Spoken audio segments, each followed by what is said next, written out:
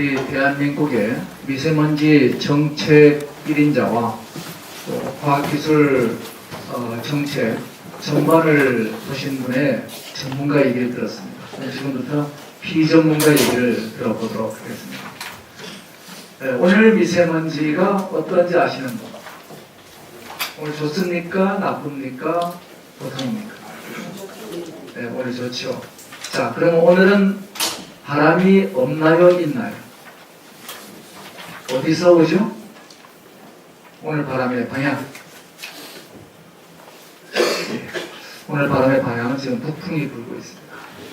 그럼 지금부터 저희들이 생각하는 미세먼지 얘기를 드리도록 하겠습니다. 오늘 이 발표 자료는 늘상 그렇듯이 제가 만든 게 아니고 여기 있는 김다혜 연구원이 만들었습니다. 아마 처음 인사드릴 것 같은 잠깐 박수 한번 드리겠습니다. 이번에 첫 번째 작품입니다. 자, 그러면은 저희들이 생각하는 미세먼지는 기후변화의 전령사라는 겁니다. 퓨 리서치 센터, 월드 이코노믹 포럼을 비롯한 전 세계 주요 연구기관들이 인류 최대 위협이 뭐냐 물어봤을 때 인류 최대 위협은 바로 기후변화다. 그 발생 가능성과 그리고 임팩트 측면에서 봐가지고 압도적으로 기후변화다. 그리고 퓨 리서치 센터 같은 경우는 매년 그 비중을 끌어올리고 있습니다. 그래서 67%의 임팩트가 있다. 이렇게 보고 있죠. 자, 기후변화는 기후 난민을 만들죠. 빙하가 해빙되면 걷잡을 수가 없게 되고 재해가 생기고 전염병이 참가로 가장 중요한 것은 먹을 게 없어진다는 겁니다. 그래서 이러한 변화가 어느 정도 심각하냐. 지난 2000년간 세계 온난화는 오르락 내리락 했지요. 그러나 지난 2000년간 변화보다 지금 지난 20년간 변화의 양이 더 큽니다. 이 상태로 가면 어떻게 될 것이냐. 여러 시나리오가 있지만 5도까지 2100년에 올라갈 수 있다고 보고 있는 것이죠. 자, 그러면 이게 3도가 올라갔을 때 지구의 모습입니다. 자, 3도가 올라가면 어떻게 되느냐? 3도가 올라가면 기근 피해자가 5. 이게 중요하지 않습니다. 더 중요한 것은 모든 생물종의 50%가 멸종할 것이라는 거예요. 자, 이 어마어마한 기후변화의 치명적인 결과. 그래서 미세먼지가 우리가 그냥 병이라고 한다면 기후변화는 이거 암입니다. 자, 그러면 이런 암적인 문제에 대해서 30년 안에 지금 속도로 가면 2도가 넘어서면 임계점을 넘어설 거라는 겁니다. 임계점 넘어선다는 게 뭐냐? 우리가 더 이상 되돌릴 수 없는 결과를 초래할 것이라는 거죠. 자, 그럼 이런 문제들을 어떻게 우리가 뒷받침할 것이냐 해가지고 97년도에 선진국에 모여서 교토 의정서를 만들었습니다. 그러나 이거 아주 충분하지 않죠. 2014년도에 우리 8대 유엔 사무총장 우리가 아는 반기문 자랑스러운 총장님께서 이런 말씀하셨습니다. 우리에게는 두 번째 행성이 없습니다. 시간이 없습니다. 지금 행동해야 됩니다. 그러나 행동을 했나요? 행동을 했죠. 2015년도에 파리 기후협정을 맺어서 2도시로 제한하고 실질적으로는 1.5도를 목표로 했습니다. 자, 그러면 실제 잘 될까요? 아니죠. 대형 가전제품은 계속 판매가 늘고 있고 SUV 차량은 더욱더 판매가 늘고 있습니다. 왜 이런 일이 생기고 있을까? 우리가 체감하지 못한다는 겁니다. 근데 우리한테 체감할 수 있는 전령사가 왔어요. 그것이 한 달 전에도 겪었던 지독한 그거 바로 미세먼지입니다. 자, 우리 이런 기후변화 문제에 대해서 어떻게 대처해야 될 것이냐 물어보면 전문가의 답변입니다. 에너지 소비 절감을 줄여라. 소비를 줄여라. 육류 소비를 축소해라. 에너지 효율을 향상시키라. 대체 발전을 증가시키라. 탈석탄을 내라. 이런 얘기들입니다. 자, 이런 얘기들은 전부 다 뭐냐? 개개인의 이해관계에 반하는 것들입니다. 우리 하기 싫어요. 그런데 이 하기 싫은 걸 하라고 그런 겁니다. 이것을 사람들이 잘 할까요? 안 하죠. 그런데 우리 사람들에게 미세먼지가 왔습니다. 야, 이 미세먼지는 줄여야 되겠다. 이래서 저희들은 미세먼지를 저희 기후변화의 전령사라고 명명하기로 했습니다. 기후변화란 어마어마한 위협을 우리에게 알리기 위해서 미리 전조 증상으로 우리한테 다가왔다. 미세먼지를 통해서 우리는 기후변화로 가는 시민들의 행동을 이끌어낼 수 있다. 이렇게 보고 있습니다. 전 세계 미세먼지하고 탈탄소 경제 문제를 보면 이렇습니다. 전 세계 미세먼지는 늘었는데 늘은 국가도 있고 줄은 국가도 있어요. 그 양대 국가의 차이가 뭔가 놓고만 간다 합니다. 탈탄소 경제로 간 국가들은 미세먼지가 줄었고 탈탄소 경제로 가지 못한 국가들은 미세먼지가 늘었습니다. 자, 그렇다면은 우리 미세먼지는 뭐라고 봐야 되느냐? 큰 병의 정조 증상이 없는 췌장암이 그렇죠. 일단 진단이 되면 돌이킬 수가 없습니다. 그래서 이 기후변화가 초거리의 변화이기 때문에 체감이 되질 않아요. 그러니까 우리는 어떻게 해야 되느냐? 바로 미세먼지로 체감해서 이걸 국민들이 미세먼지를 통해서 기후변화에 대응하는 바로메트로 삼자. 실제로 미세먼지 저감 정책과 기후변화 대책을 보면은 이 원인이 공통적이고 대응도 공통적입니다. 미세먼지에 잘 대응하면은 기후변화에 잘 대응할 수 있다. 이것이 저희들이 던지고 싶은 메시지입니다. 그래서 탈탄소 견제를 하는데 정말 중요한 것은 시민 참여가 일어나야 됩니다. 시민들은 탈탄소 경제로 가는데 참여하기 싫어요. 불편합니다. 그런데 미세먼지 때문에 참여할 수 있다는 거죠. 자, 미세먼지 가고 왔습니다. 아까 김용호 회장님 설명하신 것처럼 파티큘러메타라는 것은 10마이크로메타 이하인데 가장 문제가 되는 것은 우리 세포 크기보다 작은 미세먼지죠. PM2.5. 즉 미국은 PM1.0까지 관리를 하고 있죠. 자, 이 건강에 나쁜 미세먼지 발생 원에 대해서는 1차 배치, 2차 배치 있다고 얘기합니다. 자세한 설명은 앞에 있었기 때문에 제가 슬라이드를 다 넘어갔습니다. 가운데 10장의 슬라이드를 제가 띄워놓고 자, 이 다양하고 복잡한 원인과 분석에 대해서 우리는 지금 뭐부터 해야 될 것이냐? 당연한 얘기로 급한 문제부터 풀어야 됩니다. 자, 급한 문제가 뭐냐? 우리는 평균 농도가 아니라 초고농도의 미세먼지 문제를 우선 풀어야 됩니다. 두 번째, 계절적 요인의 미세먼지를 풀어야 됩니다. 그리고 최근 3년간 왜 급등했는가를 우리가 봐야 됩니다. 자, 지난 10년간, 20년간에 걸쳐서 미세먼지는 계속 줄고 있습니다. 자, 그리고 지난 3년간에 걸쳐서 PM10의 농도는 거의 변화가 없어요. PM2.5의 농도는 소폭 증가했습니다. 한 20% 증가했죠. 그런데 이거 가지고 우리가 점점 시민들이 이렇게 아우성치고 숨쉬기 힘들다 얘기하는 건 좀 이상하죠. 자, 피부의 체감에 달라진 건 뭐냐? 미세먼지 주의보의 발령이 이렇게 변하고 있습니다. 문제는 뭐냐 그러면 집중된 초미세먼지, 즉 미세먼지조차도 양극화되고 있다는 거죠. 자, 이 양극화되는 미세먼지 문제는 우리가 어떻게 봐야 될 것이냐? 2017년, 2018년 양쪽 전부 다 계절적 요인으로 양극화의 미세먼지가 발생하고 있습니다. 자, 그래서 여름철에 20 내외에 있던 것이 우리가 겨울에서 봄 사이는 30 이상으로 올라가고 있죠. 지난 3월달 우리는 3월 1일부터 약 10일간에 걸쳐가지고 살인적인 미세먼지를 경험했습니다. 여기 있는 빨간 글씨가 바로 살인적인 미세먼지 그리고 미세먼지 기준치의 5배가 넘는 미세먼지를 우리가 겹쳤습니다. 이건 거의 독가스실에 우리가 들어가 있는 거하고 비슷하죠.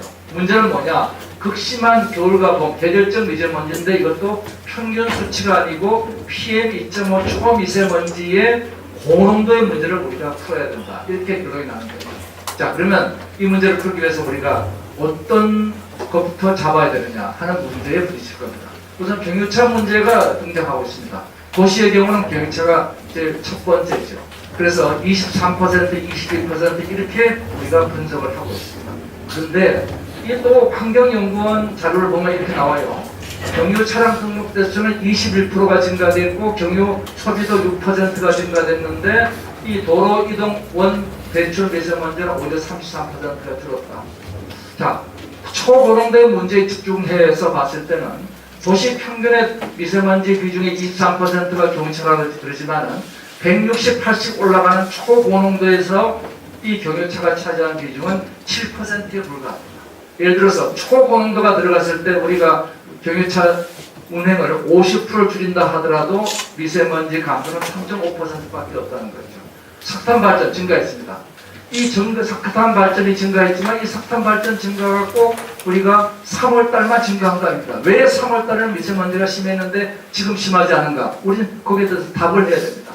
그래서 이러한 문제를 우리가 놓고 또 보니까 대기 정치라는 게 있구나. 그래서 지구 온난화가 되니까 극지방의 빙하가 높고 유라시아 대륙과 온도차가 감소하고 풍속 감소가 돼서 대기 정체가 실제로 20% 정도 증가됐다고 보고되고 있죠. 문제는 뭐냐? 이것이 고농도 미세먼지 얘기가 아니라는 겁니다.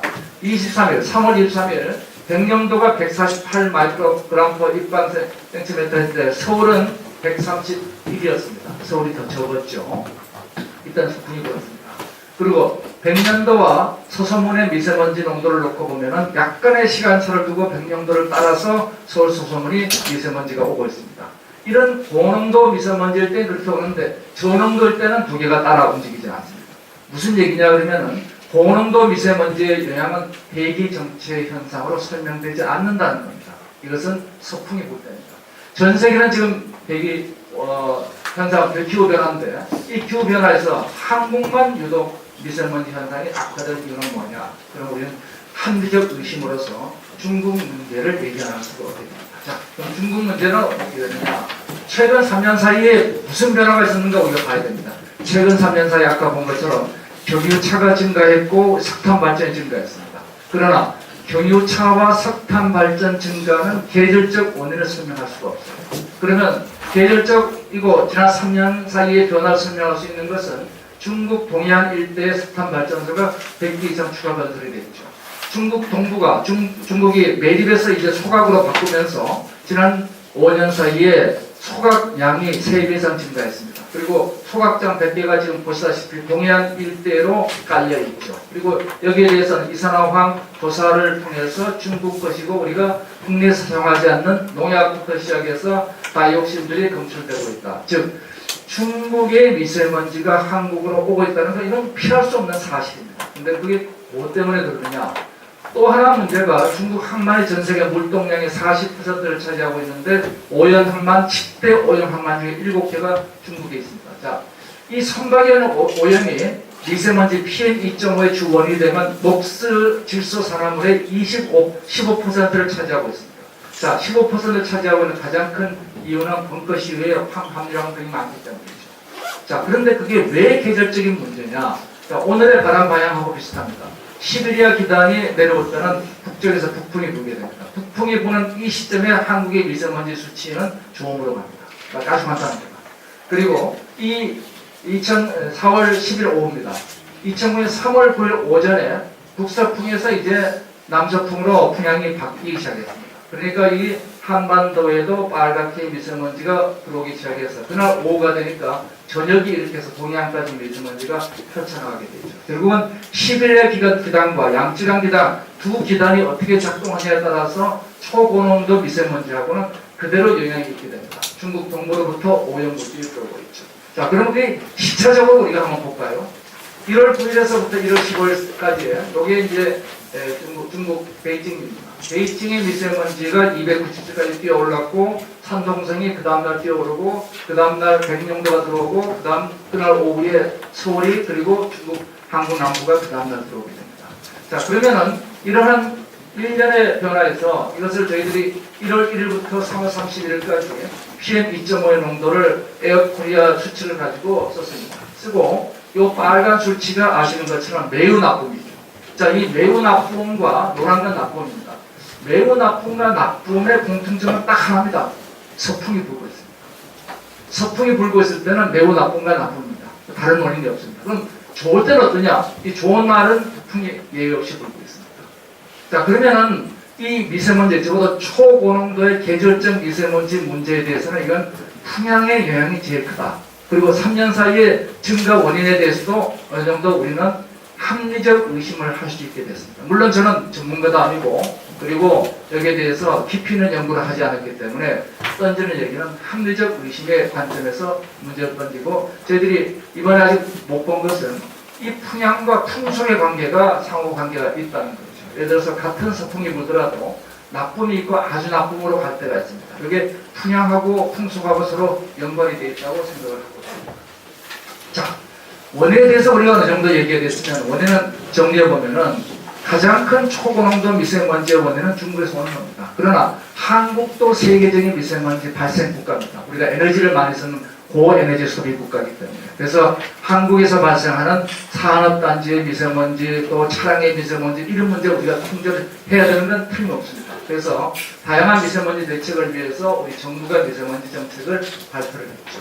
서울시도 2020년까지 6,400억을 투자한다는 10대 미세먼지 대책을 발표하고 있다가 권민 과장님께서 말씀을 주실 겁니다.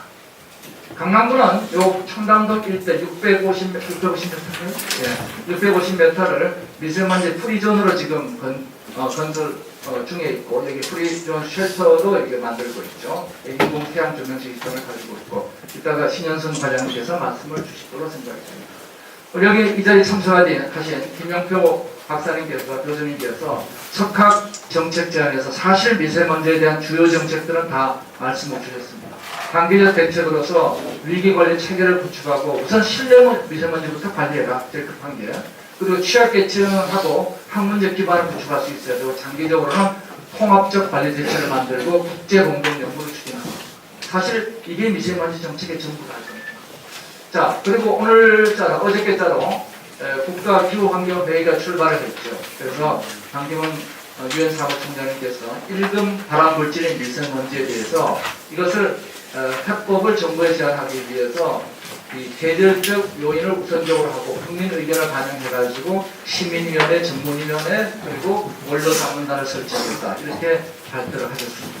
자, 그러면 이런 일을 하는 데 있어서 도움이 될 수 있게끔 저희들이 몇 가지 정책 제안을 드리고자 합니다.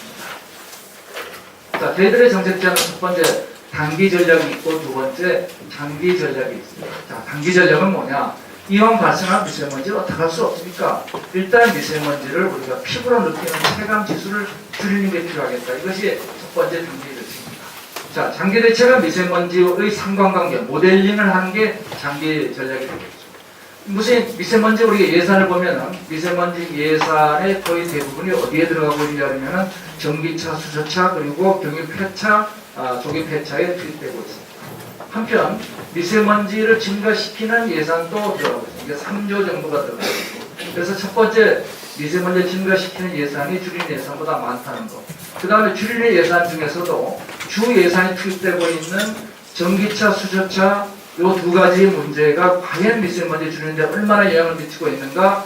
전기차와 디젤차의 이산화탄소량이 비슷하거나 오히려 전기차가 더 크다. 결국 핵심은 이 전기차에 들어가는 전기를 뭐로 발전하냐의 문제입니다. 그것이 미세먼지가 안 나오는 걸 발전하면 줄 거고, 나오는 걸 발전하면 오히려 더 는다는 거죠. 그래서 이러한 연구 결과를 놓고 봤을 때 이 우선순위 예산 투자가 과연 적절한가에 대해서는 우리 피스텝에서 좀 검토를 좀 해주시기 부탁을 드리겠습니다. 자, 그러면 단기 대책은 뭐냐? 우선 실내하고 실외를 나눠볼 수 있죠. 실내에서는 이 실외의 미세먼지 맵은 그다음 큰 변화가 없습니다. 그렇지만 실내는 장소에 따라서 크죠. 그래서 여기에 뭐를 쓰느냐? 공기청정기를 보급하는 건 굉장히 예산상 어려움이 많습니다. 그래서 저희들이 첫 번째 제안 드리는 것은 이 실내에는 GIS 맵을 구축하고 에어컨을 활용해서 미세먼지를 줄이자는 겁니다. 에어컨에 미세먼지 필터를 달면은 공기청정기와 같은 역할을 할 수 있고, 그 전기 소모량은 선풍기 수준밖에 들어가지 않는다는 거죠. 자, 두 번째, 실외에는 기미세를 우선 인상해야 된다는 겁니다. 기미세 인상을 하면은 두 가지 효과를 얻거든요. 그 다음에 그 인상한 거 가지고 자동차 필터를 교체하는 일을 하자. 그래서 이것이 효율적 미세먼지 저감을 통해서 실내와 실외의 문제를 해결하자. 그러면은 제일 첫 번째 해야 될 일은 뭐냐 그러면 인프라를 구축하는 겁니다. 지금 전국에 걸쳐가지고 미세먼지 측정 장치를 쭉 깔려오면은 하나 까는데 제대로 된 환경부 인증 장치를 깔면 2억 정도 맞죠? 2억 정도 들어가죠. 근데 이렇게 가지고는 우리가 전국의 미세먼지 맵을 다 깔 수가 없습니다. 그럼 어떻게 할 거냐? 예를 들어서 미세먼지 측정기를 많이 까는 것보다 한 대를 가지고 그냥 돌아다니는 게 똑같은 효과를 거둡니다. 택시의 미세먼지 측정을 일본에서 하고 있습니다. 자, 택시에다가 미세먼지 측정기를 붙이고 택시가 돌아다니면 됩니다. 대구가 그렇게 했죠. 근데 환경부 인증 문제 때문에 이게 지금 현재 더 이상 추진이 안 됩니다. 자, 그러면 인증 문제는 뭐냐 그러면은 그 측정 결과를 우리가 제대로 레퍼런스 제공할 수 있느냐 하는 문제니까, 요것을 실내 빅데이터를, 미세먼지 빅데이터를 가지고 전체 데이터를 인공지능으로 보정해주면 이건 전부 다 쓸 수 있는 데이터가 됩니다. 그래서 요걸 통해 가지고 한 50억 정도의 예산이면 전국 주요 도시의 미세먼지 맵을 다 만들 수가 있습니다. 자, 이게 첫 번째 우리가 해야 되고, 실내 미세먼지에 연결하거나 IPTV에 연결하면 그냥 다 연결됩니다. 자, 그래서 아주 값싼 미세먼지 측정기를 역시 마찬가지로 빅데이터화해서 인공지능 보정하면 된다. 자, 산업단지는 인공지능을 활용해가지고 드론을 활용하면 됩니다. 그래서 이 세 가지 우리가 하는데 비용을 얼마가 드느냐 저희들이 따져봤는데 전체 국가 전체 산업단지 실내 실외 미세먼지 전체 맵을 구축하는데 100억이면 된다. 100억이면 우리는 대한민국의 실내외 산업단지까지도 미세먼지를 우리가 뭐가 개선되는지 안 되는지 모든 것의 인프라는 첫 번째 이것이 어떻게 변화가 일어나고 있는지를 우리가 알아야 됩니다. 그래야지 어떤 정책이 효과가 있는지를 알죠.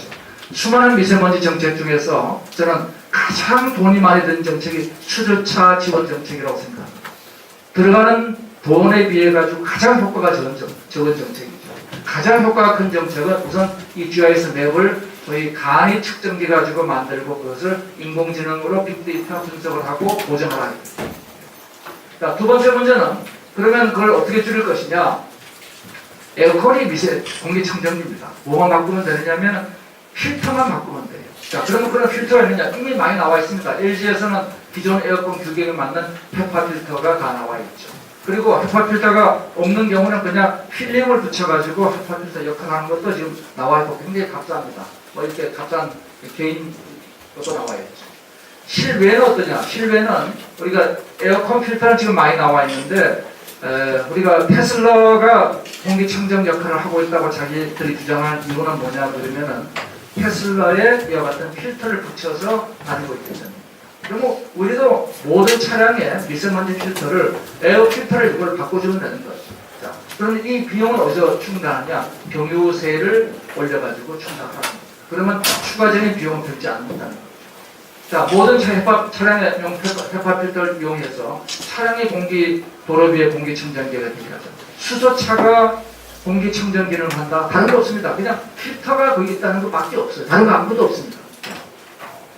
그 다음에 중기 대책으로서는 이제 중국과 협력입니다. 우선 당장 급한 것은 인프라를 구축하고 여기 있는 헤파 필터를 국내 실내 실외에 붙이는 문제.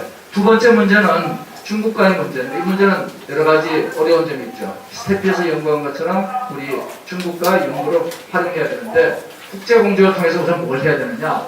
이 측정을 제대로 해야 됩니다. 드론을 이용해서 이 측정하는데 첫 번째 돌파를 해야 되고 그 다음에 두 번째는 미세먼지 배출에 대해서 저감 비용만큼 국제공조의 인센티브를 제공하자는 겁니다. 이것은 중국 정부가 어떻게 하든 간에 개별 사업장, 그 동부 연안에 있는 미세먼지 배출 사업장이 500개밖에 안 됩니다. 500개의 사업장에 대해서 인센티브를 제공하기 시작하면 이건 획기적으로 줄어들 것이라는 게 제 소견입니다. 장기 대책은 그 인과관계 모델링이죠. 모델링을 위해서 데이터를 모으고 그것을 빅데이터 정보화하고 지능화해서 스마트화하는 요 일련의 과정이 켈슨이 제시하는 스마트 트랜스폼 모델입니다. 이 스마트 트랜스폼 모델에 의해서 인공지능에 활용할 미세먼지 빅데이터를 만들고 그것을 클라우드 빅데이터라고 해서 지능화해서 스마트하게 하자. 그래서 현실의 데이터를 수집하는 방법들이 있고 요 미세먼지 변수에 대해서 많은 모델들이 있죠. 이 모델을 가지고 우리가 어떻게 변수를 측정할 것이냐 하는 데 대해서는 많은 방법들이 여기 제시되어 있습니다. 그래서 간이 미세먼지부터 시작해서 실내 미세먼지 측정기 요즘 이렇게 값싼 게 많이 나와 있습니다. 실제 그 센서들 10,000원도 안 합니다. 그리고 택시에 측정기에 부착하고 야구단들과 코코 활용도 하고 있죠. 드론 활용합니다. 이 전체 굉장히 비용이 적게 드는 일입니다. 그리고 국내 데이터 수집 방안에 이제 원격 대기질 측정하는 여러 가지 방법들이 있죠. 국외에서는 우리가 IBM과 파나소닉, 그 다음에 시카고 유니버시티에 또 에어비주얼 이 많은 사이트들이 있습니다. 그래서 이 사이트들을 우리가 활용하면 됩니다. 파라드 규제가 있어요. 스마트 가로등에다가 미세먼지 측정기 붙이는 거, 이거 허가받기 굉장히 어렵습니다. 이 작은 문제 하나부터 풀어내야 됩니다. 그 다음에 드론 활용, 이것도 여러 가지 규제가 많이 있습니다. 그리고 환경부 기준 규제도 있습니다. 미세먼지 측정기, 우리가 간이 측정기를 가지고 사용하는 데 있어서 이것이 제대로 활용 못하는 게 대구 택시의 사례이죠. 데이터 개방을 우리가 하고 지금 미세먼지 데이터는 다 개방이 안 되어 있죠. 그리고 실제 미세먼지 측정기를 붙이는 데 대해서 우리 동네 집값이 떨어진다고 반대하는 사람들도 있습니다. 그래서 님비 현상도 극복을 해야 되는 거죠. 그래서 미세먼지 수집을 위한 제도를 하고 그 수집 제도에 따라서 미세먼지를 우리가 예측하는 프로젝트들은 왓슨부터 시작해서 많은 모델들이 있고 서울시에서 이따가 아마 권민 과장님이 AN 모델을 설명하실 것 같습니다. 자, 그래서 개인 맞춤형 미세먼지 공개, 인과관계 분석, 그 다음에 선제적 대응, 리빙랩을 통해서 시민이 참여하고, 그 다음에 발전 문제에 대해서, 차량 조정 문제에 대해서 시민과 협력을 해야죠. 바로 이 문제입니다. 결국은 우리가 차량 이부제를 실시하든 아니면은 보일러 가동을 중지하든 모든 문제가 시민들의 참여가 있어야 됩니다. 그래서 시민들의 참여를 독려할 수 있는 미세먼지 리빙랩이 필요하게 됩니다. 자, 정리하면 이렇습니다. 정리하면은 세 가지 대책입니다. 단기 대책은 국내에서 첫 번째 가장 중요한 것은 인공지능 기반의 실내외 미세먼지 맵을 만드는 겁니다. 간이 측정기를 빅데이터를 만들고 인공지능으로 이 맵을 만든다. 이게 100억이면 됩니다. 두 번째, 에어컨 필터를 실내외에 걸쳐서 바꾸는 겁니다. 이것도 100억이면 됩니다. 그리고 두 번째, 국외 해외 대책은 중국과의 국제 공조입니다. 그래서 중국과 국제 공조를 위해서 객관적 측정을 하고 우리가 인센티브 보상을 기업에 직접 해주라는 거죠. 그 다음 인과관계 모델을 위해서는 스마트 트랜스포 모델을 가지고 나가자. 그러면 지금 정리해보면 이 네 가지 대책이 미세먼지에 대해서 우리가 당장 해야 될 대책으로 제시를 해드리고 싶고, 이 전체를 하는데 들어가는 예산은 100억대, 그러니까 많아야 2, 300억 정도가 되면은 요 단기 대책은 다 수행할 수 있다 하는 얘기를 드리면서 제 얘기는 마치겠습니다. 네, 감사합니다.